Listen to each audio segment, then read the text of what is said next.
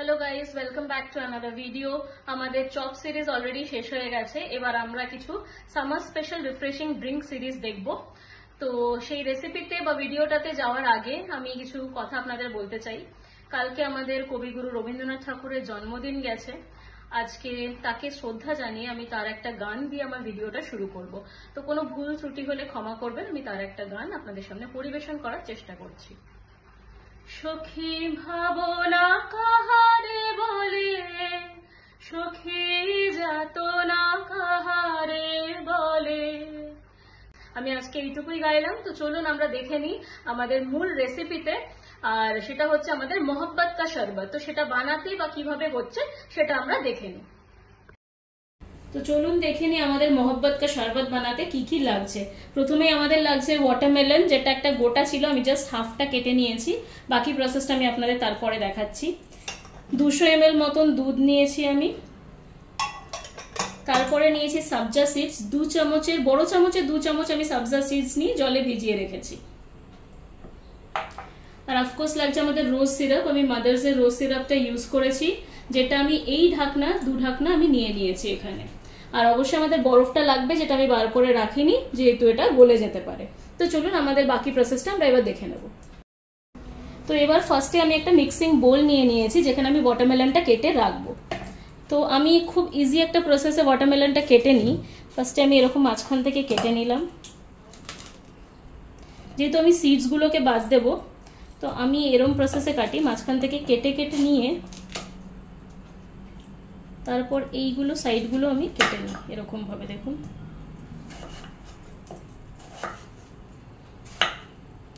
তাহলে আমার এন্টায়ার ওয়াটারমেলনটা চলে এলো। এবার মাঝখান থেকে আরেকবার কাট চালিয়ে দেবো। তারপর আমি এই সিডসগুলোকে বার করে নেব, যাতে একটাও সিডস আমাদের মুখে না পড়ে। এবার যেটা হবে, একদম ছোট ছোট পিস করে এটাকে কাটতে হবে, ক্রাশডের মতনই। এই যে দেখুন, এরকম খুব ছোট করে আমি এটাকে কেটে নেব। এবার আমার যে এক্সট্রা সিডসগুলো আমি দেখতে পাচ্ছি, সেগুলো আমি এখান থেকে সরিয়ে দেবো। যেগুলোতে সিডস নেই আমি সেগুলো অ্যাড করে দিচ্ছি মিক্সিং বোলটাতে। এভাবে এরকম ছোট পিসেস হবে। তো দেখুন, আমরা ওয়াটারমেলনগুলো এইভাবে ছোট ছোট করে কেটে নিয়েছি। আর একটু জাস্ট স্পুন দিয়ে আমি স্ম্যাশ করে নিচ্ছি, ক্রাশডের মতন লাগবে, একদম ছোট করে নিয়েছি। এবার আমি একে একে সবকিছু অ্যাড করব। ফার্স্টেই আমি অ্যাড করব হচ্ছে দুধটা।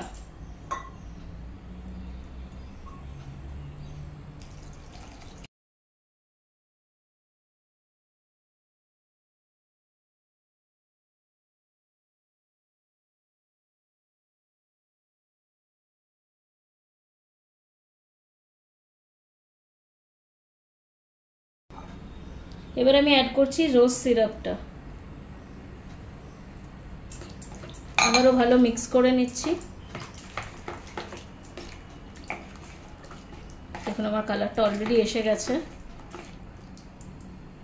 এবার আমি অ্যাড করব সবজা সিডস। ফার্স্টে আমি 1 চামচ অ্যাড করে দিচ্ছি, তারপর আমি 2 চামচ অ্যাড করে মিশিয়ে দেখে নিই আমার কতটা লাগছে, না হলে আমি তারপরে আবার অ্যাড করব। ঠিক আছে, আমি আর 1 চামচ অ্যাড করছি। আপনারা আপনাদের রিকোয়ারমেন্ট অনুযায়ী অ্যাড করবেন। আমি এখানে প্রায় 4 চামচ মতন দিলাম, যেহেতু এটা মুখে পড়লে শরবতটা খাওয়ার সময় ভালো লাগবে। তো দেখুন, এবার আমি বরফ অ্যাড করছি।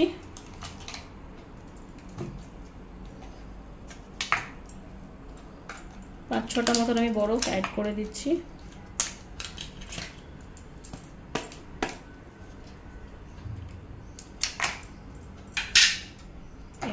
সবকটা। তো দেখুন, আমার শরবতটা এরকম দেখতে হয়েছে। এবার আমি একটা মেসন জারে এটাকে ঢেলে নেব।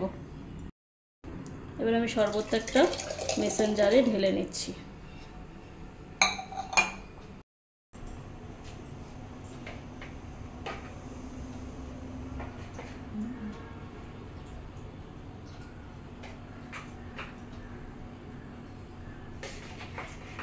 তো দেখুন, আমাদের মোহব্বত কা শরবত একদম রেডি। এখানে আমি আর এক্সট্রা কোনো সুগার অ্যাড করিনি, কারণ কি রোজ সিরাপের মিষ্টি আর ওয়াটারমেলনের মিষ্টিটা মিলিয়ে এটা যথেষ্ট মিষ্টি হবে। যদি আপনারা মনে করেন টেস্ট করে যে আপনাদের আরও একটু মিষ্টি লাগবে, তাহলে অ্যাড করতে পারেন, বাট আমার মনে হয় না এটাতে লাগবে। তো আমাদের দেখুন মহব্বত কা শরবত অলরেডি রেডি। আমি জাস্ট এখানে একটা ওয়াটারমেলন স্লাইসটাকে মাঝখান থেকে একটু কেটে নিয়ে সেটা আমি এখানে রেখেছি ডেকোরেশন পারপাসে, আর এই মেসন জারটাতে আমি এটা সার্ভ করেছি। আপনারা এটাকে এনজয় করুন এই গরমের জন্য। এটা খুব ভালো একটা ড্রিঙ্ক, ভীষণ রিফ্রেশিং আর খুব হাইড্রেটেড এটা রাখবে। আর আমাকে অবশ্যই জানাবেন আপনাদের কেমন লাগলো, বাড়িতে ট্রাই করবেন, আমার চ্যানেলটাকে লাইক করবেন, শেয়ার করবেন, সাবস্ক্রাইব করবেন আর কমেন্ট করে জানাবেন। আর সবাই খুব ভালো থাকবেন, সুস্থ থাকবেন। Bye bye.